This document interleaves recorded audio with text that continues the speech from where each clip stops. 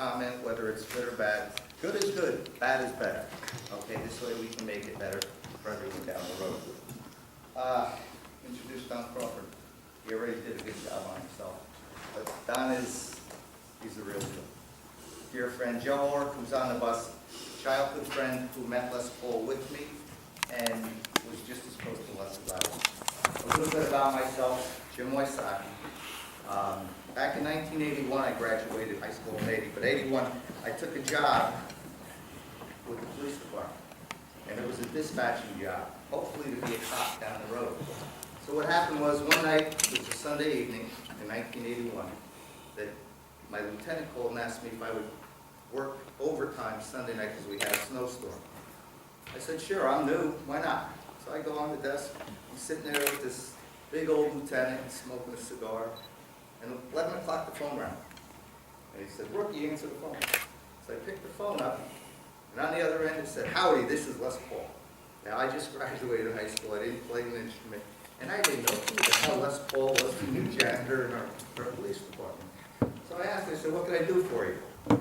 He said, I'm looking for someone if they could plow my driveway because I have to get out early in the morning. I said, well, I've got a snow plow. If it can wait till midnight, I'll come over and do it. Plowed his driveway. Big driveway. Knocked his mailbox over when I plowed his driveway. So I plow and I leave. A week later, my house phone rings, and it's a lady, and she says her name's Arlene Palmer, and she's at Les Paul's house, and he would like to see me. Still don't know who this guy is. I think crazy guy. $20 is $20 in my pocket. So I go over to the house. I go into the house. And with Les's house, he had this distinct odor. It was a musty odor. Outside, when we finish up, I'm going to bring all the artifacts. You'll be able to pick them up, take pictures, and just don't run out with the guitars, right? So I said I'll be over. So I go to the house, and I walk in, clutter everywhere. I look down the hallway, there's this old man behind the counter with a guitar. I said, howdy, you must be Jim. I said, I am. He comes out, shakes my hand, and he said, I want to give you something for plowing my driveway. I said, no, you don't have to. So he gives me a bottle of champagne. And I said, boy, that's great. And it had a, decorative covers, the socks they got on the champagne. So I said, okay, well, what's so big about it? He goes, on a special day, I want to make sure that you open that bottle. I said, yeah, what's so big about it? He said, take the cover off. So I take it off, and it said, compliments of British Airways, brew, and he wrote on it, to my new friend Jim, your friend Les Paul. So I said, well, what's so big about it? He goes, oh, back in the 70s, early, right? Looks at his girlfriend. We were on an airplane. It was a brand new plane they had, and they wanted all the people to come on for a ride. I said, like who? He goes, Eric, Jeff, Paul. I said, oh, he was clapping McCartney back, of course. I don't know who this guy is. I'm like, who the hell is he? So I take it, and he gives me a guitar, teach me 3 chords, says, come back in a week. So I leave that house, and I go right to the library. I wanted to know who this guy was. I open up an encyclopedia, and I look, I said, Les Paul, Lester Paulfus, inventor, solid body. I said, that ain't it. Go to another book. Lester Paul, it had a picture. It was him. So now I was like, holy crap. So I read about it for the week. I go back to the house, and I said, Les, I read about it. I know about you. He goes, that's good. And he said, you learn the chords I told you. And he wrote them. There was an E, A, and a D on it. Back of her receipt. He was so cheap. We'll get into that. So I learn, I show him. He's like, cool. So he takes the guitar and turns his back. He's off. I said, what's with that Danny electro guitar you let me use? And I read everything about you as Gibson. He goes, well, the owner of the company gave it to me, Nathan Daniels, as a gift. It's a prototype. He said, now I want you to have it. I said, I can't take it. He said, he turns around with the guitar, and he goes, it's too late. I already got your name on it. So if you look on the site, you'll see the guitars. It was the very first guitar Les Paul gave me. And trust me, there's lots of guitars. He'd always say, put it under your bed for a rainy day. After a while, when he gave me the Jimmy Page guitar, which you see a picture of, he said, put it under your bed for. I said, Les, I got no more room under my bed. He said, that's simple. I said, what? He goes, get a bigger bed. And that's my story about meeting Les. And we started this program, and as we go through, I'll tell you why Joe and I did this. And if you could, he was born Lester Paulfus, George Evelyn Paulfus, one of 2 boys. His biggest influence was his mother. I'm not going to read everything in here. Les was a tinkerer from the age of 3. He got into everything. He took light switches apart at the age of 5. Back then we had no breakers, no safety devices. He was electrocuted 6 times by the time he was 7 years old. Born in Waukesha, Wisconsin. We'll get into the player piano. That was his first multi-track experience at the age of 5. The harmonica, he built a radio set. He learns electronics self-taught. His mother's player piano, that was his first attempt at any type of electronic experiment. He was off limits from touching that piano because it was a scroll player piano. Well, what Les would do, he'd watch the scroll go around and he said, hey, I can make my own music. So what he did, he put tape on the real holes and put tape or holes in the scroll and made his own sound. That lasted about a week when his mom found out. His mom put a chain around it to keep him away from the piano. The echo harmonica, Les was in front of his house, and there was a construction crew that would work in front of his house. And they were there for about 3 weeks. And lunchtime, there was a construction guy who took his break and always played the harmonica. And Les was fascinated with it. One day the guy said, what's up with that kid? And the kid goes, Les said, I love that. What is it? It was a harmonica. So the guy took it and he threw it for Les. He goes, here, you can have it. So Les went to catch it and his mother grabbed it. He said, oh no, you don't. They took it in the house and they boiled it. That was the first instrument Les ever played. That harmonica you'll be able to play, don't play it, but you'll be able to handle it upside. This is it. He gave this to me to hang on to. And you'll be able to, if you want to take pictures or look at it in the lobby later, we can do that. That was his first inkling with an instrument. He took piano lessons for 2 days. When the piano teacher called his mother and said, Mrs. Polfus, your son, Lester, has absolutely no musical talent whatsoever. And he quit that and he learned the guitar. His first guitar was a Sears Troubadour, for $4. And by the age of 13, he was performing with a harmonica and a guitar. Experiments, electrified guitar, disc cutting lathe, the railroad track, disc cutting lathe. Back in the day, Les would, as he progressed with his interest in music, to make a record back in the day, it really wasn't hard. What he did, he took a Cadillac flywheel from his father's garage and made a disc cutting reel and tape machine, or record machine, where he could cut and make his own sound. This is one of his actual records from 1934. He cut it on a lathe, and this is going to be part of your exhibit here. I'm going to give this to you, okay? What he would do is he'd put it on this, and he would, play and make his record.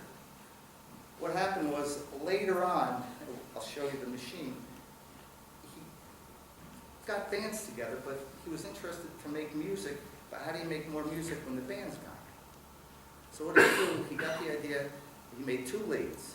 He put one lathe here and he recorded, and he made another lathe that he would take that recording and multiply it onto another lathe. Now how do you do it? He put 2 needles on it, and he got a microscope, and he would play bass, he'd play rhythm guitar, and he would transfer it to, machine to machine until he got 12 tracks on it. The only problem with that is if you made one mistake, you had to start all over. He made the record Lover in 1948. He went through 500 discs until he got it right. The very first electric guitar. I know you look out there, it says the pan guitar was electric. This was the very first electric guitar. What Les did, he was in his house one day, and everybody complained about his music playing because it wasn't loud enough. They said, oh, Les, we love your singing, but we can't hear your guitar. He tried so many things to amplify it, had no idea what he was doing. So one day he was in his kitchen. His mother was on that telephone. That's the actual telephone from their house. Was on that phone, and a train went by. And the window started to rattle.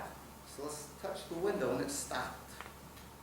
He took his hand off, and when he went to touch it again, he touched it with the back of his fingers.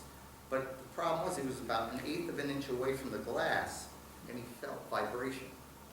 At the age of 12, Les Paul realized that vibration was sound with his mother on the telephone. What he did is he went to the rail yard, stole a piece of rail because he needed something hard. He took it, and we have it. It's a 2-foot piece. Took it, earphone piece out of the phone, laid it on the rail, ran a wire to it, to his mother's radio he took apart, plugged it in, and when he plucked the string, if anyone knows guitars or music, it had sustain and it had no vibration at all coming out. It was clear music coming out of the radio. That was the very first electric guitar. That was in 1928. Les gave that to Joe and I years ago, and what we did is we took it to the Wysocki County Museum in Wisconsin. We donated that to their museum, and the police chief was there, and he said, why are you doing this? This is priceless. I said, well, he stole it from this town. I'm returning it to the scenic and that's where that is. First radio station, he was just so interested in it. He barged into radio stations. He made a deal with WHAD and Marquette University that he would perform on a radio station if they would clean his teeth for free. Early years, Les Paul, he loved music so much, and he was so intrigued on listening and finding a better player that the first one he ever played was Wysocki Joe Ullrich of the Cowboys there.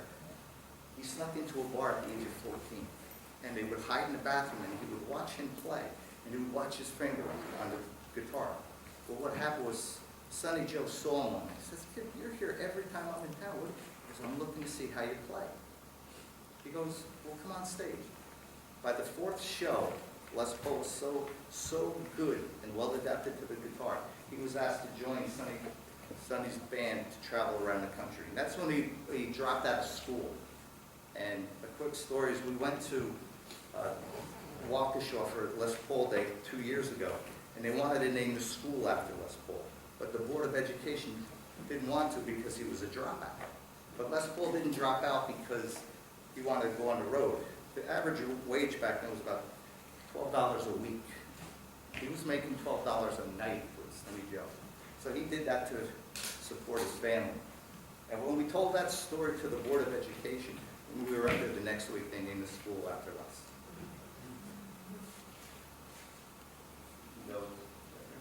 Travels, creates a name for himself. Les Paul, his stage name, Les Paul, arrives. He performs and makes his first Les Paul trio. First Les Paul trio, Jimmy Atkins, that was Chet Atkins' brother, Ernie Newton. Told many friends in New York City that I know everybody. Les said, I know every performer, we're going to make it big. The White Lie. Now the coin toss. In 1938, the two guys in the band said, Les, you say you're so big. We're just playing bars. He goes, let's go to New York or Chicago. The coin flip goes up. It comes up New York City. So they go to New York. They're playing the little dives until Ernie Newton said, Les, you said you know this guy here. Why don't we just go out and see this guy? Les goes, I got it covered. Picks the phone up. Hey, Paul. Yeah, what's Paul? Okay, we'll be over tomorrow. He goes, we're going there tomorrow, and we're going to get a job with him. They go to New York City to see Paul Whitman, who was one of the biggest band orchestras in the world. So they walk into the building, the three get their instruments, and Les looks, and there's an office that says Paul Whitman, and there's a secretary in the door behind it. He walks in, tells the guys to wait out, and says, I'm here to see Paul Whitman. The lady goes, you're not on the schedule. He goes, oh, Paul's in, I'll go see him. Goes in Paul's office. Within 2 minutes, Les Paul's escorted out by security. He had no idea who Paul Whitman was, and lied to his two friends. So what happens is they walk out into the lobby. Les looks by the elevator, and there's Fred Waring. Fred Waring was the biggest orchestra band leader in the 30s. He had a band called the Pennsylvanians. As he's waiting, Les goes up to him with the two guys and says, can we play? Fred Waring said, free world, go ahead. He goes, but I got 38 Pennsylvanians to feed. I'm not looking for three. So they play, and as they're playing, they're watching the arrow come down to the floor, and all of a sudden, the door opens. Les is shocked, he stops. Fred Waring looks at him and said, get in. By the time they got to the 13th floor, they were members of the Pennsylvanians. The major setback, 1941, Les was in the basement. He put his hand into a transmitter. He was electrocuted, almost died. His partner, who was with him, Ernie Newton, thought he was playing a joke, but until his arm started to flutter, he realized there was a problem unplugging. He couldn't play the guitar for almost a year or 2 years. That's the year he invented the the log. If anyone ever heard of the log guitar, that's the year he invented that. There is a log that's considered one of the very first solid body guitars. It's a pine piece of wood in the middle.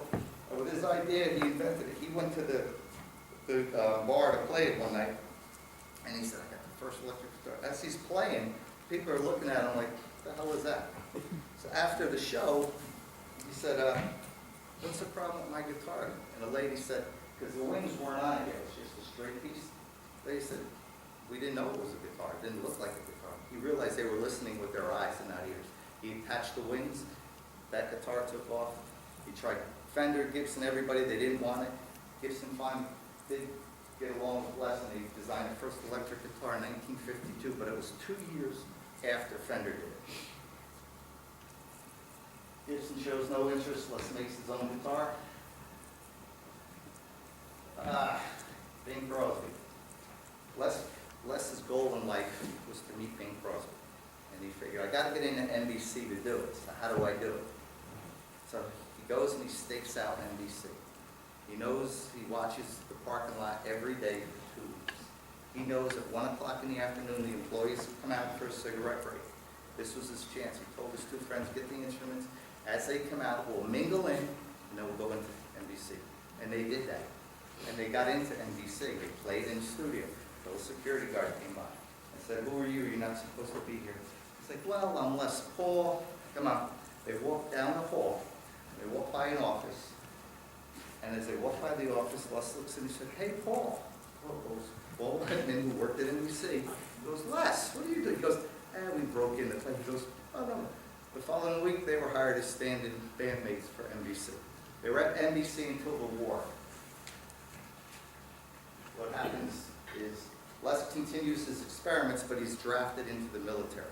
So right after the military, he wants to get back into NBC. This is just a picture of his garage in California, of all the stuff he, way before his time. Bing Crosby, after the war, Les returns to NBC, being that he was employed there. Still hasn't met Bing Crosby. How do I meet Bing? Les stakes out Bing Crosby. Les watches his daily routine, realizes at 3 o'clock in the afternoon, Bing always goes to the emergency room, which is a private bathroom outside the studio. He gets his 2 guys who are working with him to play in that studio. And 2:45, they're playing. 3 o'clock, Bing walks in the door. And they're playing. All of a sudden, Bing walks halfway down the hallway and stops. Said, who are you guys? He goes, we're the Les Paul Trio. Bing said, oh, you're the Les Paul Trio. What are you doing here? He goes, oh, we're playing things in the radio station. Bing continued to walk. He said, not anymore, you're playing for me. So 3 were employed by Bing Crosby. What happened is, as Bing continued, Les said, hey, Bing. Bing said, what? He goes, how much? He goes, $1,000 a week. As he continues to walk away, Les said, hey, Bing. He goes, now what? He goes, what about the rest of the band? He goes, $1,000 each. You're all hired. And that was back in the early 40s. That was a lot of money back then. Recording technology in the 40s, Les Paul heard someone over talking about his tape machine. And while he was recording with Judy Garland in New York City, the gentleman who was in the studio waving at him. I got to talk to you. I got to talk. And he's like, what do you want? He goes, I'm Colonel Ranger. I was in the military. I was assigned to the German task force to go over and confiscate everything from the Germans after the war. And we came across this tape machine. And this tape machine was, he goes, you have to hear it. So he gets it, puts it together. First thing he does, he calls Bing Crosby. He says, Bing, I got something. When he showed Bing Crosby ordered it, 10 of them to be made by the Ampex company in California, which was the very first reel-to-reel brought to the United States. That's the actual machine.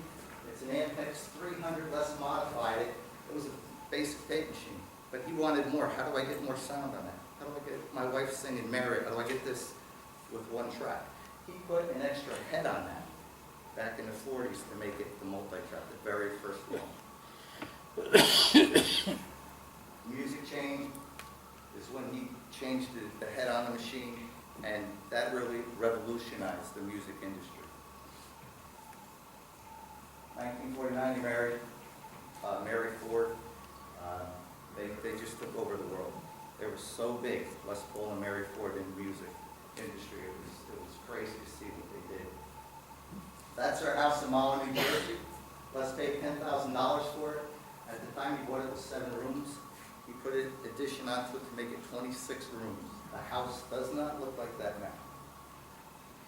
This is the inside of his recording studio. The panels on the upper right, Les cut them by hand. There's over 15,000 pieces of wood he hand cut for his studio. He realized if I was in a room and it had flat walls and I threw music at it, it would be what he called dead sound. Now if you look around this room, you see all these panels are all different angles. Les realized that if I put different angles in the room, the sound is vibrant. So he cut that and handmade the recording studio.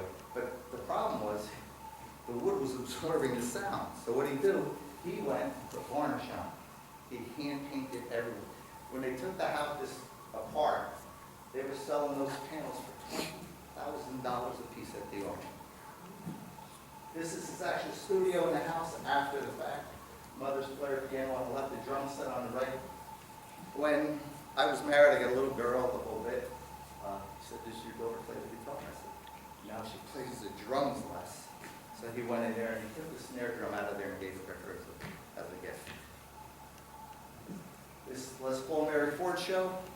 They recorded it in Mahwah, New Jersey. If you look on the internet, the Listerine show, the stupidest shows you've ever saw in your life.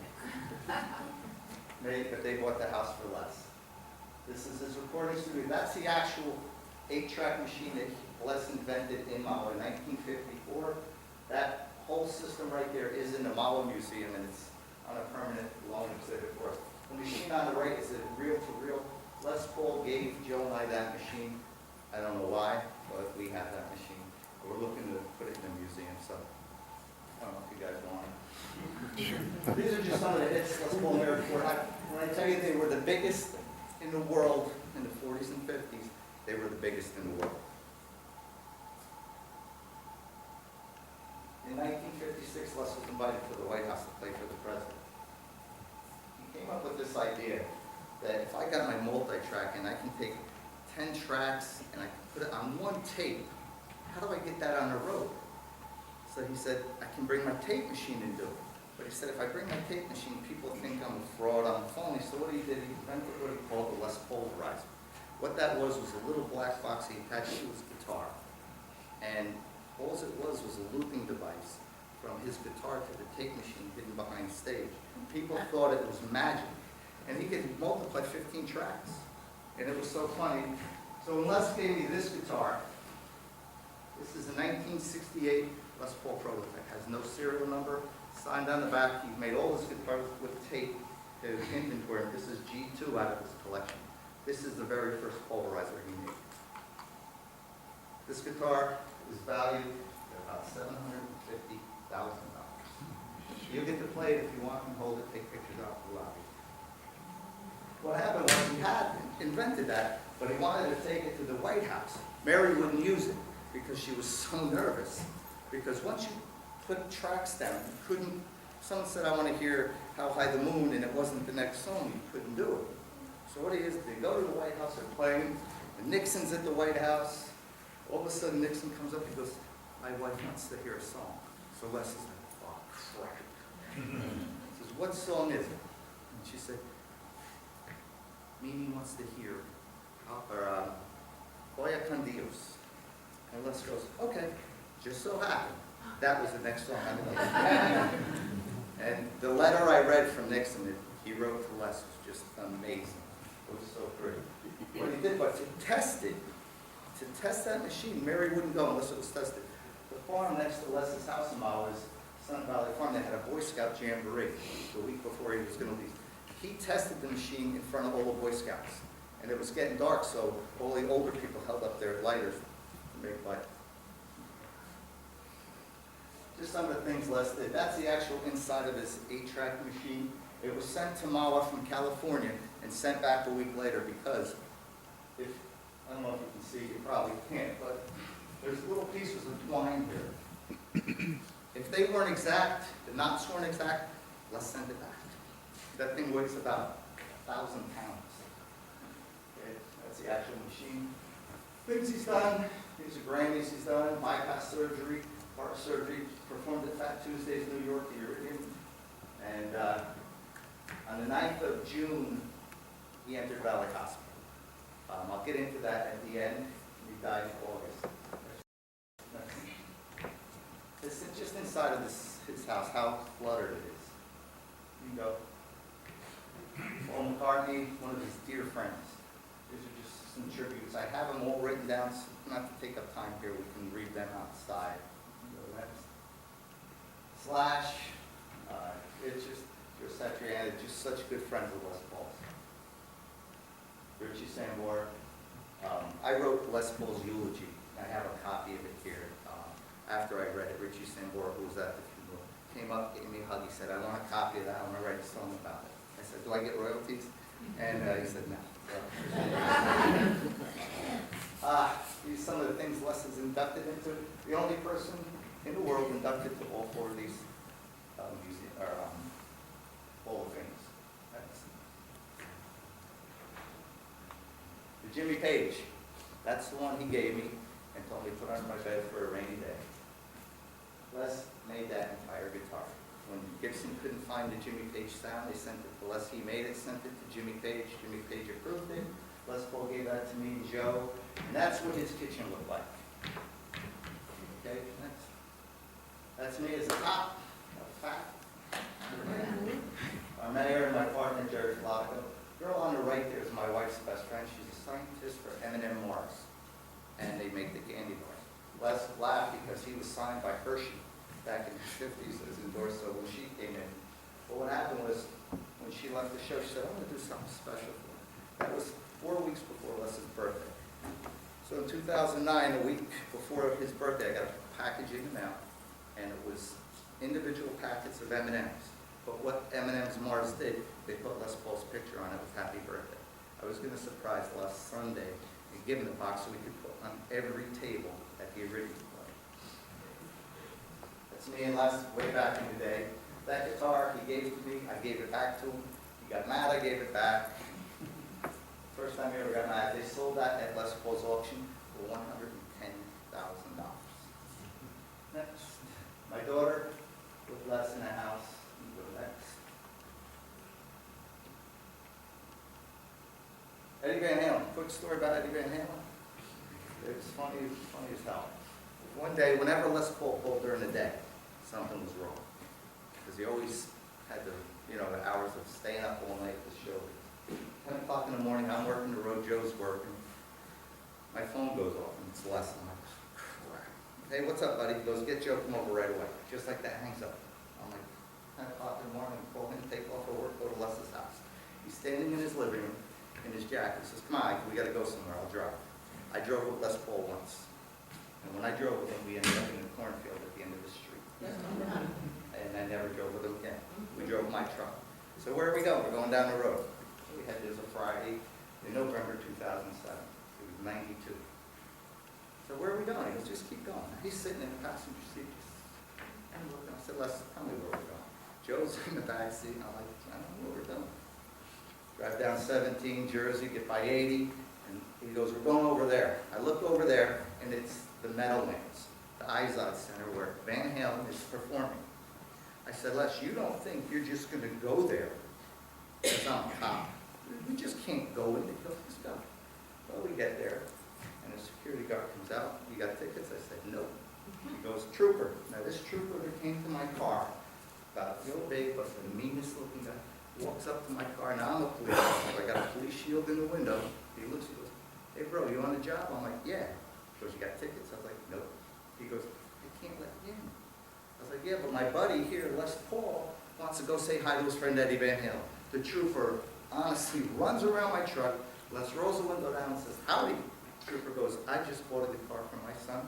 It's got your name on it." With that, 2 troopers in front of my car to the back door of the Meadowlands. We hung with Eddie Van Halen for 8 hours. The kids still had it. So we can go to the next one. When a lot of kids said that they were, they were so lucky they felt like they were in a candy store, that was me and Joe 2-3 times a week for 29 years. And we still can't play on the guitar. But it was just fun to go and hang out. That's the very first Gibson Les Paul. It's a 1952 model. Les goes, I want to give it to you. I said, I'm not taking it. No way. It goes to a museum. He took the knob off it. You can see the switch up top. How it's white. Used to be a yellow knob. He said, well, you're going to take a little piece of it. The knob alone is worth about $15,000 on eBay. Never sell it, but that's what he wanted. That's what he was about. Next. Little Ming, there was two of them. One was stolen. You hear his early records, how fast it is. It was like a manual, but he had Gibson make a mini guitar. Next. The last goodbye, that's the last time Les walked off stage. Now what happened, I was on the way to Les's house this Sunday night. I took him to the hospital. And I called Arlene to say, hey, I'm coming over with the M&Ms to surprise him. She said, you better get here fast because he's sick. I get there, I run in, and I said, what's the matter? He's laying in bed. He said, Jimmy, I'm tired. I said, well, how tired? Come on, let's get dressed. I'll take you to the hospital. He's like, sit down and talk. We talked for 2 hours about everything. But when he did, it's in the case we'll show it front, he goes, get my wallet. So I gave him his wallet. He reached in and he took out this sterling silver card that was issued to him by our police department in 1961 called a silver PDA card. To get one of them, you got to be like the president. He goes, do me a favor. He handed it to me. He said, Jimmy, tell the guys thanks. That's when I knew it was over. I took him to the hospital, and he was in the hospital for about 3 weeks, and he passed away on a Wednesday evening. I was the first person called, notified that he passed away by his son Russ. And the first person I called, 2 people I called. The first one was Eddie Van Halen, the other was Steve Miller, to tell him he passed away. I am so blessed, just like Joe. I mean, we're just so blessed to have met Les, but even more so to become so close to him.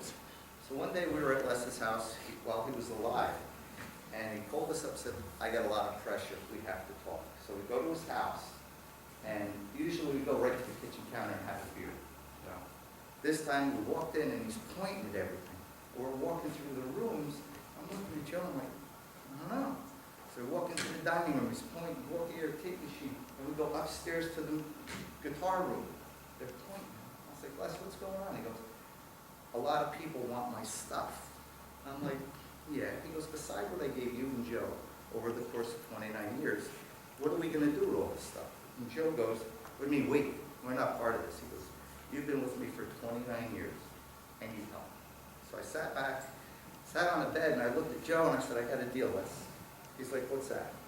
I said, beside what you gave us, I can't say what's going to happen to all these guitars in the house. There were over 700 guitars in the house, plus all the recording stuff. I said, I can't tell anybody what's going to happen to these, but what I will do, I'll make a deal with you. Joe and I will take everything you gave us, and this is just scratching the surface of what we had, and we'll travel around the country, and we'll let people see, touch, and play your stuff until our rainy day comes. He took his glasses off, he said, it's a deal, let's go have a drink. So that's what Joe and I do. We travel around. We were in Rhode Island last week, and we do this. People say we're nuts. Let anybody just pick up $750,000. We had a 12-year-old playing the Jimmy Page. It's a piece of wood. Enjoy it, and that's what Les is all about. So this is the end of the program. I just want to tell you what's here, what's going to happen up front. You'll be able to pick the stuff up, take pictures, and just enjoy it. All right? And that's the end of the program. I hope you enjoyed it. It was a little, quick because we only have a short period of time here. And it was fun.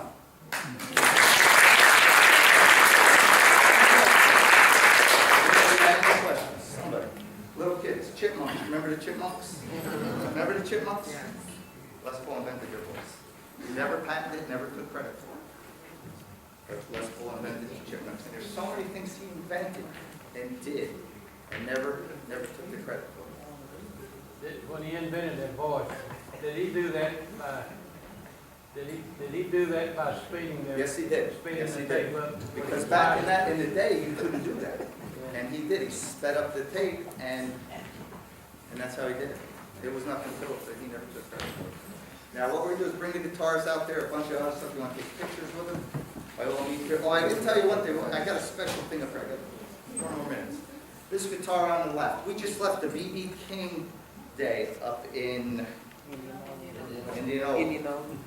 And I tell you, it was such a treat to see all these older people. I was so taken back. But what Joe and I decided to do, being we were going to a blues festival with BBQs, everybody, is this guitar on the left. This guitar on the left. Any of you people into music, more the older people, ever hear of a guy named Charlie Christian? Charlie Christian was the first real jazz player. Back in 1935, he met Les Paul. And Les Paul went to Gibson and he had him 2 custom guitars made for him, one for Les, one for Charlie Christian. What happened is they were performing, Les's was stolen. Charlie Christian sold his to Les for $60. That's the guitar. That is Charlie Christian's action. And the reason I bring it up, when we were up in Indianola at the BB King, these older blues guys, the one guy held it and just walking. I mean, I had to get a leash on him. I was like, Jesse, come back. He's like, you have no idea. That's where the blues started on this guitar right here. And when we found out we were going, we got on the airplane. And we couldn't put it underneath the plane. So Joe's saying, they're not going to let you on the plane, even though you got a police badge. They're not going to let you get it on. We go to get on the plane, and we got 2 guitars. The flight attendant said, can't bring that on. I said, yeah, but these are Les Pauls. So the pilot, guitar player, he goes, what do you mean they're Les Pauls? I said, oh, these are his actual guitars. Oh, we got it, put right in the closet. Both of them went right in the closet because he was a guitar guy. And that's how they got it. It didn't cost us anything to bring them. They didn't charge us, but we did have to take a picture with the practice. When we go out, there's the funniest story. I don't want to take up much more time. This box, Joe and I almost got killed because of this box. And the first time we went to Nashville, I'll have it out front. It's a funny story. I got some things I'll give away to some people if you want. They're pretty cool things. Other than that, I just want to say thank you for having us.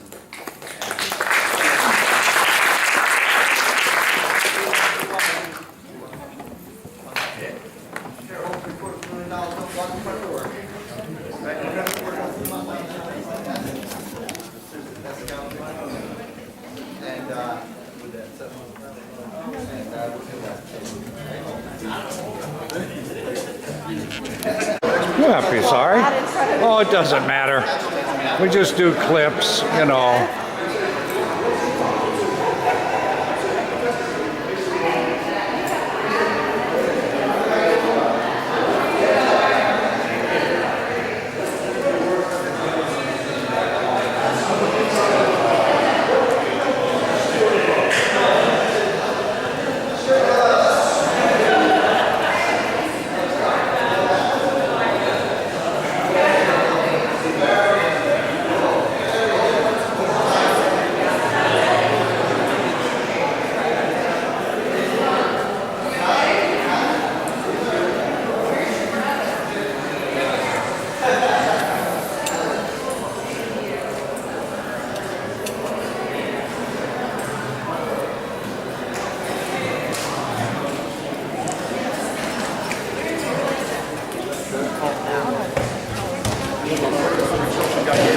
Is that okay? So $7,000 first issue you ever had? Well, yeah, we come back.